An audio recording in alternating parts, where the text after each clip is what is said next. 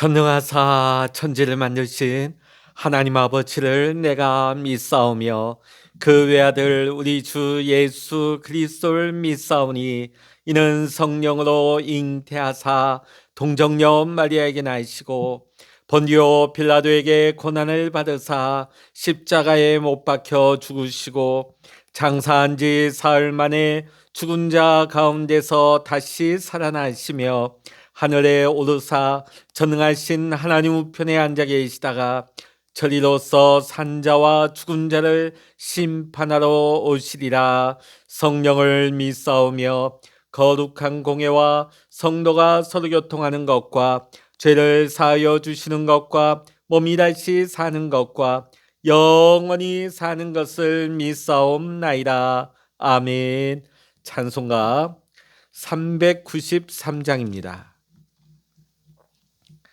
찬송 393장입니다. 오 신실하신 주 내 아버지여 늘 함께 계시니 두려움 없네.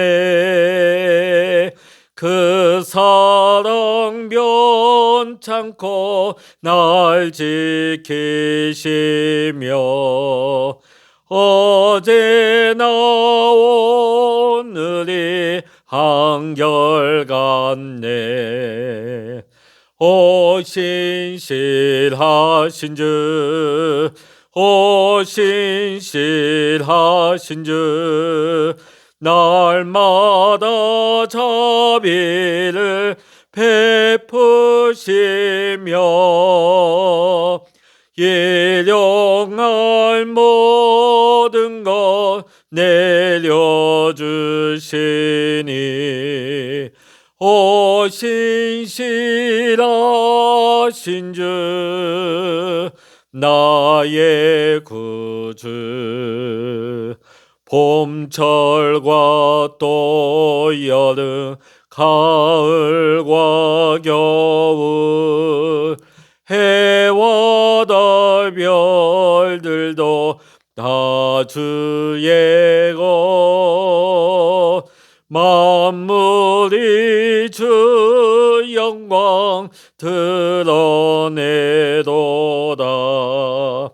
신실한 주 사랑 나타내네. 오 신실하신 주, 오 신실하신 주, 날마다 자비를 베푸시며 일용할 모든 것 내려주시니 오 신실하신 주 나의 구주.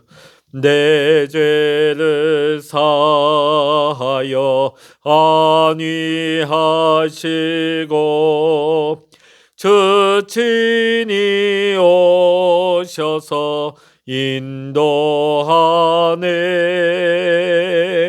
오늘의 힘되고 내일의 소망 주만이 만복을 내리시네. 오 신실하신 주, 오 신실하신 주, 날마다 자비를 베푸시며 일용할 모든 것 내려주시니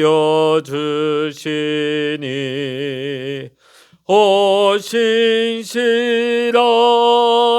주 나의 구주.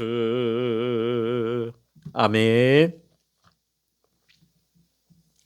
이 시간 우리에게 주시는 하나님의 말씀 구약 에스겔 46장 1절로부터 24절까지의 말씀이 되겠습니다.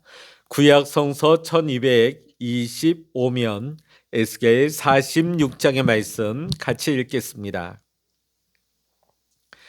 주 여호와께서 이같이 말씀하셨느니라. 안뜰 동쪽을 향한 문은 일하는 엿새 동안에는 닫되 안식일에는 열며 초하루에도 열고 군주는 바깥문 현관을 통하여 들어와서 문벽 곁에 서고 제사장은 그를 위하여 번제와 감사제를 드릴 것이요 군주는 문 통로에서 예배한 후에 밖으로 나가고 그 문은 저녁까지 닫지 말 것이며 이 땅 백성도 안식일과 초하루에 이 문 입구에서 나 여호와 앞에 예배할 것이며 안식일에 군주가 여호와께 드릴 번제는 흠없는 어린 양 6마리와 흠없는 순양 1마리라. 그 소재는 순양 하나에는 밀가루 1에바요 모든 어린 양에는 그 힘대로 할 것이며 밀가루 1에바에는 기름 1흰씩이니라. 초하루에는 흠없는 수송아지 1마리와 어린 양 6마리와 순양 1마리를 드리되 모두 흠없는 것으로 할 것이며 또 소재를 준비하되 수송아지에는 밀가루 1에바요 순양에도 밀가루 1에바며 모든 어린 양에는 그 힘대로 할 것이요 밀가루 1에바에는 기름 1흰씩이며 군주가 올 때는 이 문 현관을 통하여 들어오고 나갈 때도 그리할지니라. 그러나 모든 정한 절기에 이 땅 백성이 나 여호와 앞에 나올 때는 북문으로 들어와서 경배하는 자는 남문으로 나가고 남문으로 들어오는 자는 북문으로 나갈지라. 들어온 문으로 도로 나가지 말고 그 몸이 앞으로 향한 대로 나갈지며 군주가 무리 가운데 있어서 그들이 들어올 때에 들어오고 그들이 나갈 때에 나갈지니라. 명절과 성회 때에 그 소재는 수송아지 1마리에 밀가루 1에바요 순양 1마리에도 1에바요 모든 어린 양에는 그 힘대로 할 것이며 밀가루 1에바에는 기름 1흰씩이며 만일 군주가 자원하여 번제를 준비하거나 혹은 자원하여 감사제를 준비하여 나 여호와께 드릴 때는 그를 위하여 동쪽을 향한 문을 열고 그가 번제와 감사제를 안식일에 드림같이 드리고 밖으로 나갈지며 나간 후에 문을 닫을지니라. 아침마다 1년 되고 흠없는 어린 양 1마리를 번제를 갖추어 나 여호와께 드리고 또 아침마다 그것과 함께 드릴 소제를 갖추되 곧 밀가루 6분의 1 에바와 기름 3분의 1 흰을 섞을 것이니 이는 영원한 규례로 삼아 항상 나 여호와께 드릴 소제라. 이같이 아침마다 그 어린 양과 밀가루와 기름을 준비하여 항상 드리는 번제물로 삼을지니라. 주 여호와께서 이같이 말씀하셨느니라. 군주가 만일 한 아들에게 선물을 준즉 그의 기업이 되어 그 자손에게 속하나니 이는 그 기업을 이어받은 이언이와 군주가 만일 그 기업을 한 종에게 선물로 준즉 그 종에게 속하여 희년까지 이르고 그 후에는 군주에게로 돌아갈 것이니 군주의 기업은 그 아들이 이어받을 것임이라. 군주는 백성의 기업을 빼앗아 그 산업에서 쫓아내지 못할지니 군주가 자기 아들에게 기업으로 줄 것은 자기 산업으로만 할 것임이라. 백성이 각각 그 산업을 떠나 흩어지지 않게 할 것이니라. 그 후에 그가 나를 데리고 문교 통행구를 통하여 북쪽으로 향한 제사장의 거룩한 방에 들어가시니 그 방 뒤 서쪽에 한 처소가 있더라. 그가 내게 이르시되 이는 제사장이 속건제와 속죄제 희생제물을 삶으며 속죄 제물을 구울 처소니 그들이 이 성물을 가지고 바깥들에 나가면 백성을 거룩하게 할까 함이니라 하시고 나를 데리고 바깥들로 나가서 나를 뜰 내 구석을 지나가게 하시는데 본즉 뜰 내 구석에 또 뜰이 있는데 뜰의 내 구석 안에는 집이 있으니 길이는 40척이요 너비는 30척이라.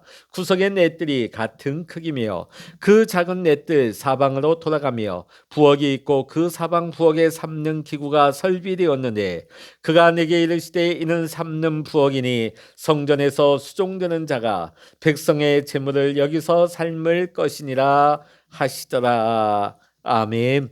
할렐루야.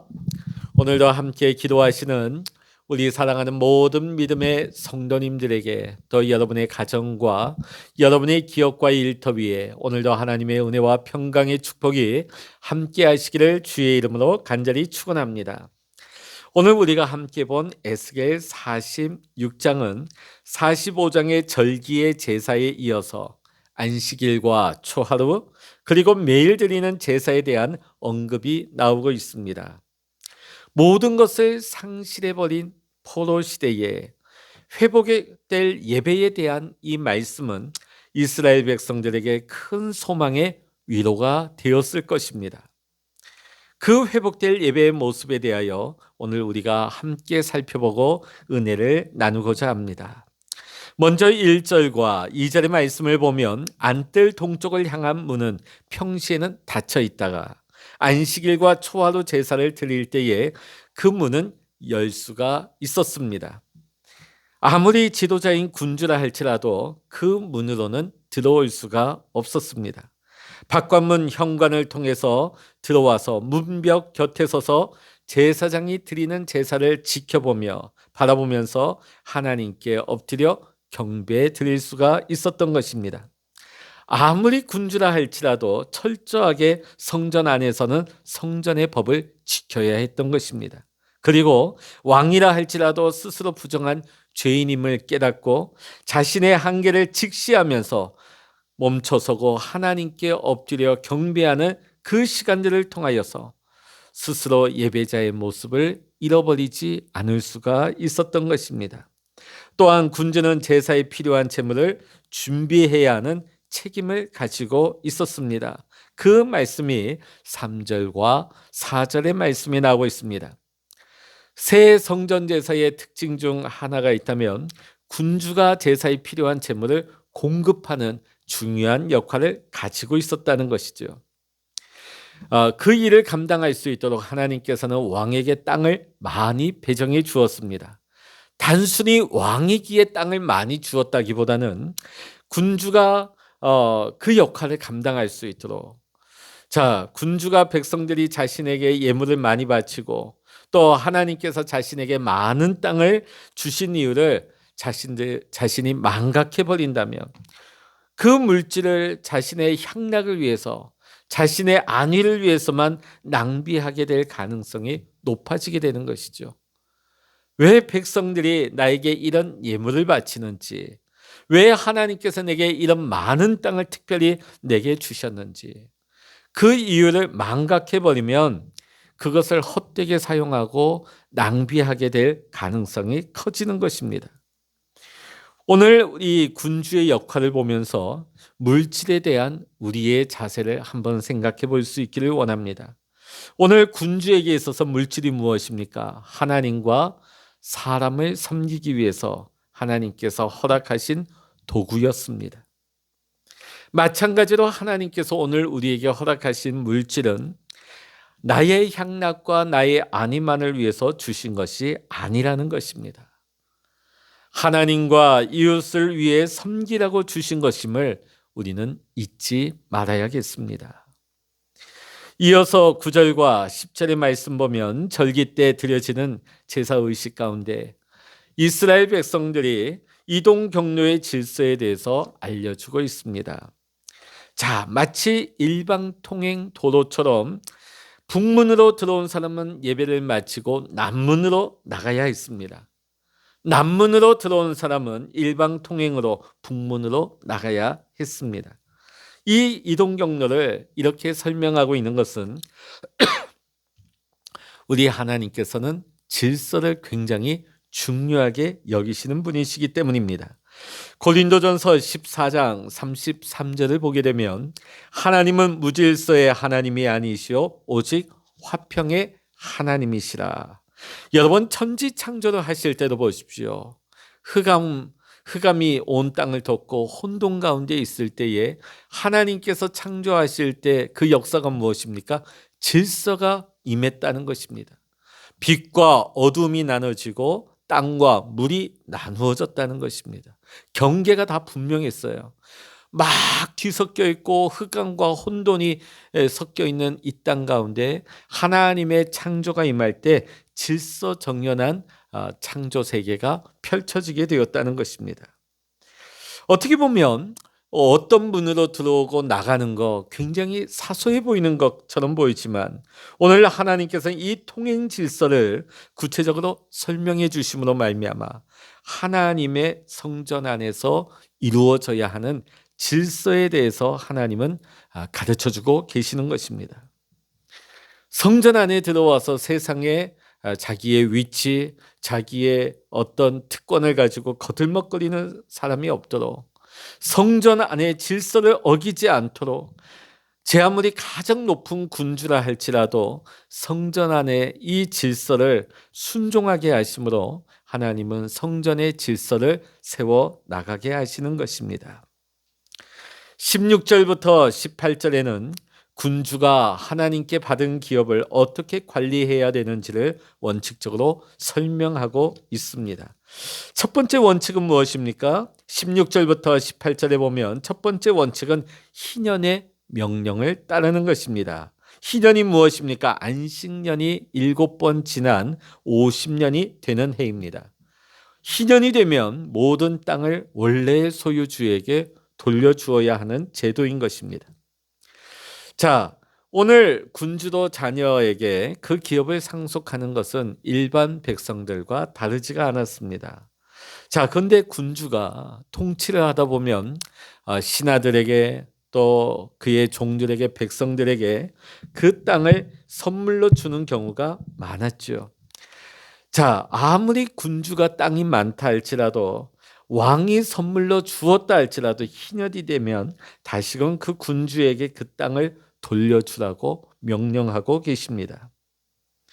자, 그 이유가 무엇일까요? 원주인이 군주이기 때문이 아니라 그 땅의 원래 주인은 누구 것입니까? 하나님의 것입니다.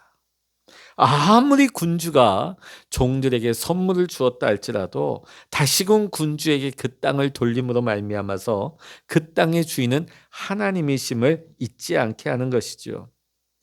만약에 군주가 땅을 종들에게 영구히 주었을 경우에는 그것이 쌓여 결국은 왕이 자신의 부족한 땅을 채우기 위해서 다른 사람의 땅을 강제로 빼앗을 수도 있는 그런 위험이 발생하게 되는 것이죠.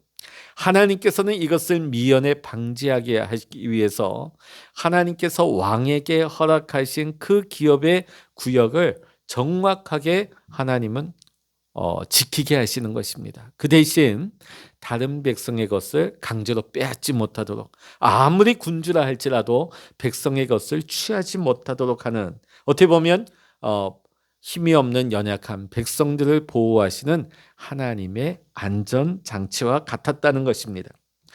두 번째 원칙은 이미 45장 9절에 이미 언급되고 있는 정의와 공의의 명령을 따르는 것입니다. 오늘 본문 18절의 말씀 우리 같이 한번 읽어보십니다. 18절입니다. 군주는 백성의 기업을 빼앗아 그 산업에서 쫓아내지 못할지니 군주가 자기 아들에게 기업으로 줄 것은 자기 산업으로만 할 것임이라. 백성이 각각 그 산업을 떠나 흩어지지 않게 할 것이니라. 아멘. 우리가 역사 가운데 사람들의 속성을 보게 되면 권력이 있는 사람은 그 권력으로 부를 축적하려고 합니다. 물론 그 권력을 그 자리에 올라가고자 하는 그 명예, 그 권력에 대한 욕심도 있겠지만 결국은 그 권력의 자리에 올라가서는 뭘 하려고 하죠? 그 권력을 이용해서 부를 축적하려고 하는 것입니다. 또 부가 있는 사람은 어떻습니까? 권력자를 연결해서 권력에 기대어서 자신의 부를 늘리려고 하는 것이죠. 자, 그래서 하나님께서는 이스라엘 백성의 군주에게 하나님이 정해주신 그 기업 안에 머물며 그 권력을 가지고 백성들의 것을 빼앗지 말라고 경고하고 계시는 것입니다. 자, 오늘 말씀을 보면 성전에서만 하나님께 엎드려 예배드리는 것이 아니라 성전의 동문 앞에서 멈추어 자신의 위치를 지켰듯이 또 절기 때 백성들과 함께 들어와 함께 반대편 문으로 나가는 그 질서를 지켰듯이 왕이라 할지라도 삶의 현장 가운데서 하나님의 주권을 인정하고 말씀에 순종하며 살아가는 예배자의 삶을 살아갈 것을 오늘 하나님께서는 이 왕에게도 하나님께서는 가르치시고 명령하고 있는 것입니다. 오늘 우리도 세상 가운데 왕 같은 제사장으로 살아가고 있습니다. 오늘 우리가 이 왕에게 주어진 하나님의 말씀과 같이 정의와 공의의 명령에 순종함으로 하나님의 공의가 물같이 흘러가는 세상이 될 수 있도록 우리도 이 세상 가운데 하나님의 정의와 공의가 흘러갈 수 있는 우리의 삶이 작은 물줄기가 되어야 할 줄로 믿습니다. 자, 이어서 19절부터 24절에 보면 이 천사가 에스겔을 데리고 제사장의 부엌을 보여주고 있습니다. 자, 제사장의 부엌은 무엇을 하는 장소냐면 백성들이 드린 제물을 삶고 소제 제물을 굽는 장소였습니다. 자, 그런데 이 장소가 성전 안뜰과 연결되어 있습니다. 그 이유는 뭐냐면 이것이 바깥으로 노출되게 되면 이 재물들을 바깥으로 가져가다 보면 어떻게 될까요? 결국은 백성들이 이것들에 노출되고 접촉하게 되는 것이죠. 속죄제, 속건제로 드려진 재물 같은 경우에는 제사장만이 먹을 수 있는 거예요. 제사장들만이 손댈 수 있는 것입니다. 거룩한 고기이기 때문에 거룩한 곳에서 거룩한 제사장만이 먹을 수가 있는 것입니다.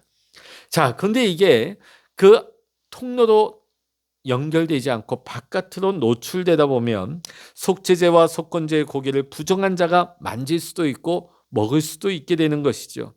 그러면 결국 어떻게 될까요? 못 모르고 그것을 손대거나 먹게 된 백성은 화를 입게 되는 것이죠. 하나님의 무서운 진노를 당하게 되는 것입니다. 이런 일이 아예 일어나지 않도록 하나님께서는 장소 자체를 구별하고 있는 것입니다. 우리가 이런 것을 볼 때 하나님께서 참 이렇게 깝깝하게 통제하시는 것 같고 하나님께서 참 무시무시한 손만 대면 먹기만 하면 우리를 죽이시는 하나님은 참 무서운 분이시구나. 우리는 이렇게 느낄 수도 있겠지만 사실은 오늘 우리는 이 말씀 가운데서 우리를 향한 하나님의 사랑을 볼 수가 있는 것입니다. 마치 어린아이가 위험한 칼을 가지고 놀다가 다치지 않도록 부모는 그 위험한 칼을 어린아이의 손에 닿지 않는 곳에 치워놓는 것과 같다 하겠습니다. 그것은 부모의 사랑에서 출발한 것이죠. 마찬가지로 성전 출입에 대한 통제, 여러 가지 분리와 구별이 있는 이유가 무엇입니까? 거룩하신 하나님께서 죄인된 우리 가운데 거하시기 위한 방법입니다. 우리가 부정한 가운데서 거룩하신 하나님의 영광을 침범함으로 말미암아 우리가 죄를 범하지 않도록 하나님께서 우리를 보호하시는 하나님의 사랑입니다. 자, 우리는 마지막으로 성전 내 그 바깥들에 있는 부엌을 볼 수가 있습니다. 21절로부터 24절의 말씀의 내용입니다. 바깥들 내 모퉁이에 있는 고기 삶는 방에 보니까 성전에 수종드는 자들이 공동 식사를 하기 위한 고기를 삶는 곳입니다.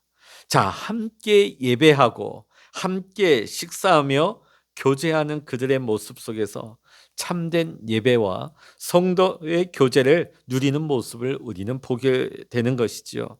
자, 그런데 이것이 이 부엌이 모퉁이마다 4개나 존재했다 하는 것은 새 성전에서 행해지게 될 성도의 교제가 얼마나 풍성한지를 보여주고 있는 말씀인 것이죠. 오늘 여러분, 예배 공동체는 성도의 교제가 풍성해야 되는 것입니다. 우리가 사도행전의 초대교회를 보게 되면 사도행전의 성도들도 함께 모여 예배하고 은혜 받고 떡을 나누며 교제하는 식탁의 공동체였습니다. 자, 오늘 이 새 성전에서 4개의 부엌에서 각기 나누어져서 식탁의 교제를 나눈 이 에스겔 성전의 공동체처럼 오늘 우리 교회도 지난 3년 동안 우리가 코로나로 인하여서 우리가 공동 식사가 중단되었다가 우리가 10월 달부터 다시금 공동 식사가 시작되었습니다. 너무나 감사한 거죠. 자, 근데 이 공동 식사를 하면서 서로 교제하고 서로 대화하고 서로 은혜를 나누는 모습 속에서 참된 은혜의 공동체의 모습을 우리는 회복할 수가 있는 것입니다. 자, 그런데 보면 교회의 예배의 자리만 앉았다가 그냥 나 홀로 예배드리고 불이 나게 나가시는 분이 있어요. 교회를 오랫동안 다녔지만 전혀 이 성도의 교제 가운데 들어오지 못하는 성도님들을 볼 때 참 안타까움을 금할 길이 없어요. 나 홀로 신앙 성장할 수 없습니다. 오늘 에스겔의 이 새 성전의 모습 속에서 참된 예배와 함께 회복되어져야 할 것이 무엇이라고 보여주십니까? 성도의 교제입니다. 식탁 공동체의 회복인 것이죠. 그래서 우리 성도님들도 하나님 앞에 진실되게 예배할 뿐만 아니라 성도의 교제, 성도의 교제를 통하여서 참된 공동체를 세워나갈 수 있는 우리의 모습이 되어야 할 줄로 믿습니다. 오늘 우리는 에스겔 46장의 말씀을 통하여서 에스겔 선지자를 통해 회복될 예배 공동체의 모습을 우리는 보았습니다. 사실 지금 이스라엘의 현실이 어떠합니까? 왕을 잃어버린 백성들입니다. 성전을 잃어버린 백성들입니다. 예배를 잃어버린 이스라엘 백성들입니다. 자, 그런데 오늘 이들에게 왕이 어떻게 해야 될지, 또 성전의 모습이 어떠한지, 예배를 어떻게 드려야 되는지, 오늘 이 한 말씀 한 말씀은 오늘 이스라엘 백성들에게 거룩한 소망이 되는 말씀이었습니다. 에스겔의 성전을 보면서 이스라엘 백성들은 잃어버린 예배 공동체의 모습을 다시 한번 상기할 수가 있었을 것입니다. 절기 예배를 하나님께 드릴 때는 군주라 할지라도 자신의 위치를 지키며 백성들과 함께 한쪽 문으로 들어와서 한쪽 문으로 나가는 성전의 질서를 지켜야 한다. 우리 예배 공동체는 질서의 공동체라는 것이죠. 그리고 군주라 할지라도 하나님의 주권에 순종하여서 자신의 땅을 함부로 누군가에게 완전히 줄 수 없고 또 약한 자의 땅을 함부로 취할 수 없다는 것을, 그러니까 예배 공동체는 정의와 공의의 공동체라는 것이죠. 또 하나님께 드려진 거룩한 제물을 구별하여서 거룩한 곳에서 먹게 하시는 것처럼 오늘 예배의 공동체는 세상과 구별된 삶으로 하나님께 영광 돌리는 거룩한 공동체가 되어야 하는 것입니다. 또 예배의 자리에서 각기 모퉁이 4개 부엌에서 고기를 삶아 먹으면서 끈끈한 사랑을 나누었던 것처럼 오늘 예배의 공동체는 사랑과 교제의 공동체가 되어야 한다는 것입니다. 오늘 이 예배의 공동체의 회복, 이것이 이스라엘의 바라시는 하나님의 그 마음이었습니다. 앞으로 회복되어질 이스라엘은 예배 공동체가 되어야 하고 이 예배의 공동체는 질서의 공동체, 정의와 공의의 공동체, 거룩한 공동체, 사랑과 교제의 공동체, 또 세상에 속된 것과 구별되는 거룩한 공동체가 되어야 한다는 것을 오늘 하나님께서는 이스라엘뿐만 아니라 오늘 이 시간 이 말씀을 보고 있는 우리에게도 주시는 말씀인 것입니다. 사랑하는 성도 여러분, 오늘 이 예배의 공동체가 우리 가운데 세워질 수 있기를 원합니다. 오늘 우리의 삶이, 우리의 모습이 회복된 에스겔의 성전이 되고 예배 공동체 가운데 우리가 온전히 속하여서 믿음의 길을 걸어갈 수 있는, 하나님 기뻐하시고 하나님이 바라시는 참된 예배자의 삶을 살아갈 수 있는, 또 그런 예배의 공동체를 세워나갈 수 있는 우리 교회가 될 수 있기를 이 시간 주의 이름으로 간절히 축원합니다. 기도하시겠습니다. 할렐루야. 하나님 아버지, 오늘 에스겔 46장을 통하여서 우리가 회복해야 할 참된 예배 공동체의 모습이 어떠한 모습인지를 보여주심에 감사합니다. 하나님, 우리가 그동안 예배 자리에 나오면서 우리 안에 무질서한 모습은 없었습니까? 우리가 하나님 앞에 예배하면서 우리 안에 탐욕스러운 모습은 없었습니까? 우리가 하나님 앞에 예배한다 하면서도 여전히 세상과 구별되지 못한 그러한 모습은 없었습니까? 우리가 예배하면서 나 홀로 예배하며 성도의 교제를 놓쳐버리고 있지는 않았습니까? 하나님, 우리 안에 질서와 공의와 거룩과 성도의 교제가 회복되게 하여 주시옵소서. 하나님, 우리 해운대 중앙교회가 예배 공동체로서 하나님이 바라시고 하나님이 기대하시는 모습으로 날마다 새롭게 세워지게 하시고, 우리 성도님들 한 분 한 분이 이 예배 공동체 안에 들어와서 하나님 각자의 위치와 역할을 감당하며 하나님이 바라시는 예배자의 삶을 살아갈 수 있는 우리 모두가 될 수 있도록 축복하여 주시옵소서. 오늘 이 아침에도 우리가 하나님 앞에 기도할 때 하나님 우리의 간구에 귀 기울이시며 응답하여 주시옵소서. 오늘 이 하루가 하나님과 동행하는 귀하고 복된 날이 되게 하여 주시옵소서. 모든 감사와 영광을 우리 주님께 올려드리며 우리 주 예수 그리스도의 이름으로 간절히 기도하옵나이다. 아멘. 찬양하라 내 영혼아, 찬양하라 내 영혼아, 내 속에 있는 것들아 다 찬양하라. 기도하라 내 영혼아, 기도하라 내 영혼아, 내 속에 있는 것들아 다 기도하라. 주여, 일창으로 합심하여 기도하십니다. 주여.